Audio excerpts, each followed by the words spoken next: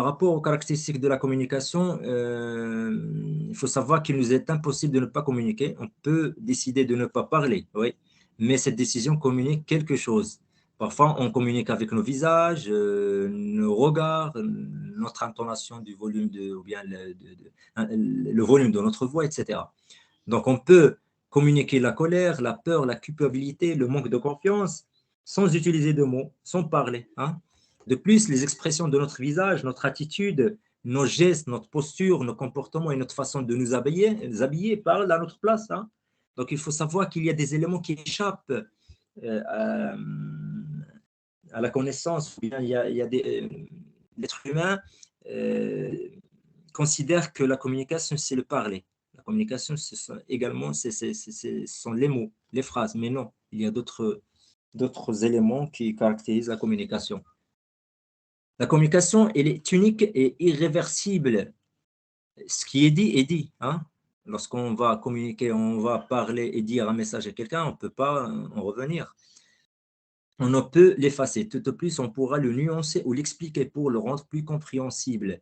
La communication interpersonnelle permet l'interaction entre deux personnes. Elle permet d'établir, de maintenir, mais quelquefois de détruire ou de rétablir les relations humaines. Attention, la communication, c'est un acte très dangereux. C'est un acte qui peut détruire ou bien il peut rétablir une relation entre deux parties. Donc, il faut faire attention à la communication. Tout à l'heure, je vous ai dit qu'il y a des types de communication. Oui, il y a la communication verbale, hein, et la communication non verbale. D'accord? Parfois, on voit également, ou bien on peut rencontrer un autre type lié à la communication paraverbale, hein. Mais ça dépend des auteurs. Il y a des auteurs qui englobent le paraverbal et le non-verbal dans un seul élément.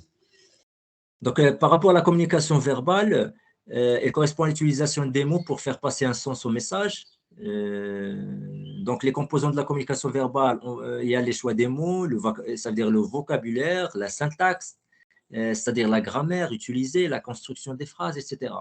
Et tout à l'heure, nous avons vu qu'il y a trois types de niveaux de langue, ou bien de langage. Il y a le langage familier, c'est un langage qui est populaire, il est utilisé au sein de la famille, avec les amis, etc. Il y a le niveau courant, c'est le niveau qui est utilisé surtout dans le monde professionnel, au sein de l'entreprise. Et il y a un autre niveau qui peut utiliser le niveau soutenu. Il est utilisé dans le milieu socioculturel élevé, situation particulière, etc. Par rapport à la communication non verbale, il correspond à l'utilisation, retenez, il y a des gestes, du physique, c'est-à-dire la posture, pour faire passer un sens au message. Tout ce qui n'est pas des mots, elle compte pour 55% dans la construction du sens du message. Elle s'exprime par le langage du corps. Donc, la composante de la communication non verbale, on peut trouver l'apparence physique, la posture, les mimiques et expressions du visage, le regard, la gestuelle, la proximique. On va voir tout à l'heure qu'est-ce que c'est que la proximique, la voix, etc. C'est ça les principaux éléments de la communication non verbale. Ce dessin ou bien ce diagramme, c'est un diagramme très important. Il nous montre à quel point la communication non verbale elle est importante, hein?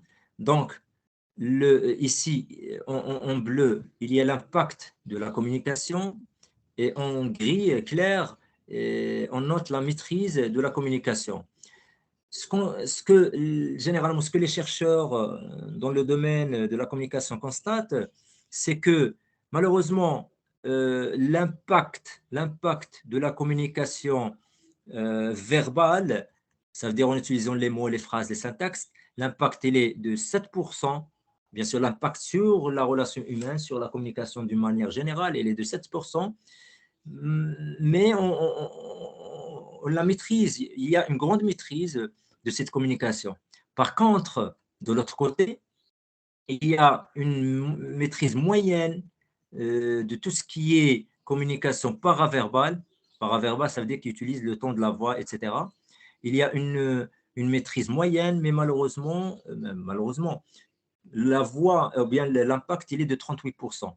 Et la communication non verbale, elle a un impact de 55%, mais malheureusement, on ne maîtrise pas ces éléments, c'est-à-dire la communication non verbale. Ça veut dire que une personne qui communique bien, c'est cette personne qui maîtrise bien à la fois la communication verbale, la communication paraverbale et la communication non verbale. Ça veut dire ici, il y a 93% qui échappent, qui nous échappent. Ça veut dire il y a 93% de l'impact de la communication qui nous échappe. On maîtrise seulement 7%.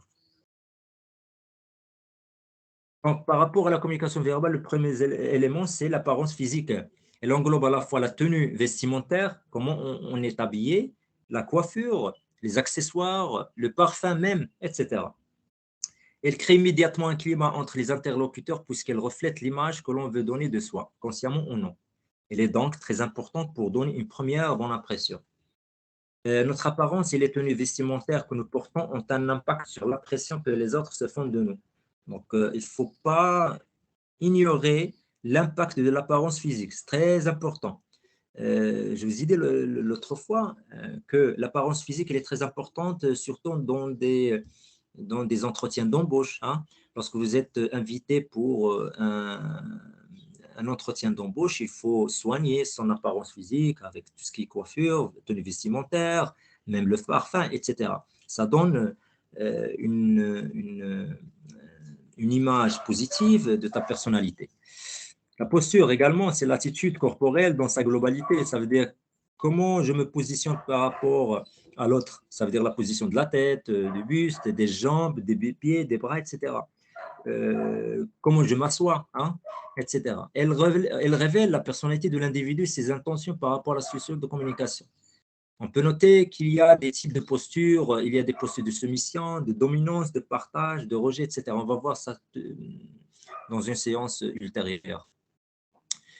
Il y a également les mimiques et expressions du visage. Hein. Les mimiques, ce sont des grimaces données par le visage. Tout à l'heure, je vous ai parlé de Mr. Bean. Il utilise beaucoup les mimiques pour faire passer le message, les sentiments, etc. Il renforce aussi le discours en le rendant plus vivant et permet de faire facilement passer les émotions puisque c'est la partie du corps que l'interlocuteur regarde. L'expression du visage doit être en congruence. Hein. Ça veut dire en congruence, ça veut dire en harmonie avec le message verbal.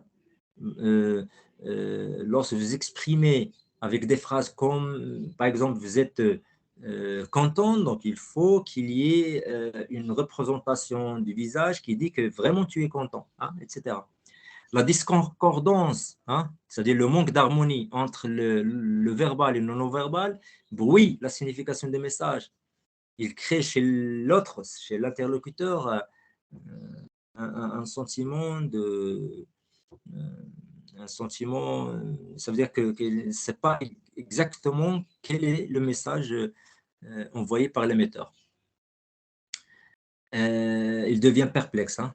Un visage expressif et souriant est signe d'ouverture en communication interpersonnelle. Il faut savoir ça. Hein. Il faut toujours garder le sourire pour. C'est un signe d'ouverture, d'acceptation de l'autre, etc. Également, il y a le regard. Hein. C'est le moyen le plus direct d'expression. Il transmet les émotions, l'intérêt. Comme vous savez, il y a plusieurs types de regards. Lorsqu'on est furieux, c'est un type de regard. On est content. Hein. Chaque situation ou bien chaque sentiment a un regard bien particulier.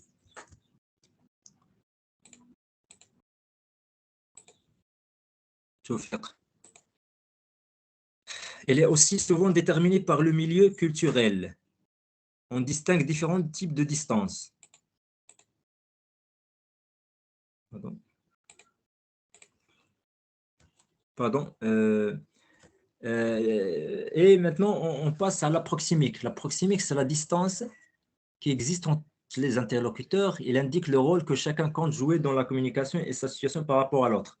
Il est aussi souvent déterminé par le milieu culturel. Ça veut dire que la distance ou bien la proximique, elle est impactée par la culture de la nation. On va voir ça tout à l'heure. On distingue trois types ou bien différents types de distance. Il y a la distance intime, Généralement, il est de 0 à 45 centimètres, ça veut dire une distance qui est très proche de toi, c'est 0 à 45 centimes. C'est généralement, on voit cette distance entre les personnes très proches et confiantes, comme deux personnes amoureuses, ou bien entre la mère et son fils, ou bien sa fille, etc. Il y a deuxièmement la distance personnelle. Donc, entre 45 centimètres et 120 centimètres, elle caractérise la communication entre amis, par exemple, entre amis de classe, ou bien, etc. Il y a également la distance sociale. C'est entre 1 mètre et 3,5 mètres. Ça se passe entre simples connaissances ou dans la relation formelle, enseignant-élève, etc. Et finalement, il y a la distance publique, c'est plus de 3,5 mètres, généralement utilisée dans les interactions entre inconnus. Euh, Rencontrer quelqu'un d'inconnu, il vous demande par exemple de le guider pour arriver à un lieu défini. Donc, il ne va pas être à une distance intime parce c'est une personne inconnue. En conclusion, il faut savoir que l'individu fonctionne comme un tout, hein, pour exprimer ses sentiments et ses pensées. Donc, il y a plusieurs éléments. Il ne faut pas voir uniquement les paroles de l'individu, mais également il y a un tout. La communication englobe d'autres éléments qu'il faut prendre en considération. Il utilise donc, dès qu'il le peut, les trois catégories de code que nous avons vues tout à l'heure. Il est important de savoir les interpréter chez les interlocuteurs et les exploiter dans sa propre communication, car l'impact produit sur un interlocuteur dans un entretien oral vient pour 7% du contenu verbal, 38% du paraverbal et 55% pour le non-verbal. Très bien.